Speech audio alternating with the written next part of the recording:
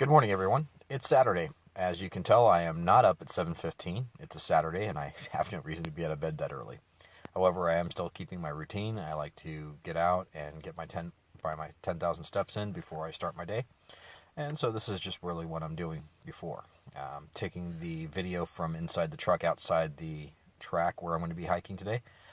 Mainly because, one, there is a large event going on, and I can't imagine the sound's going to be great. And two, a friend of mine offered some great advice that when I'm walking around the track, instead of standing or sitting in one place, that it makes it a little harder with all the moving background. So I'm giving this a try.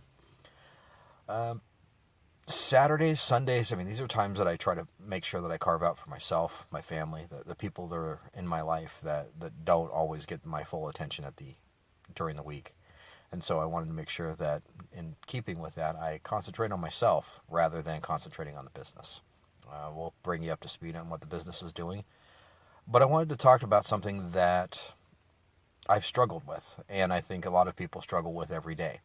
And that is being who you think you need to be in certain situations versus being true to who yourself is.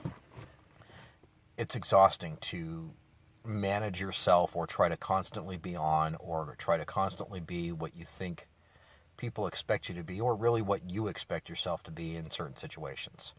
I've got to be outgoing, I've got to be loud, I've got to be quiet, I've got to be subtle, I've got to be bold. All of these things that we develop in our personalities, that we have different personalities when we go to work, when we go home, when we're out with our friends, when we think no one is looking. And it's not fair. It's not fair to the people whose lives you touch. It's not fair to yourself. And you can't keep up with it.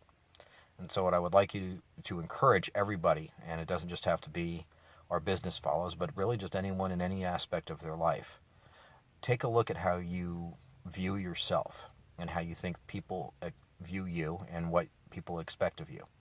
And try to make those personalities, how you act in those environments, become closer to your one true self. The better you can do with that, the happier you're going to be.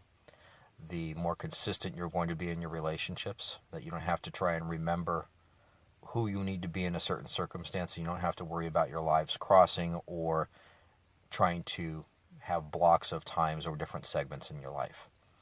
You're not going to be long-term happy, and not only is it dishonest with other people, it's being dishonest with yourself.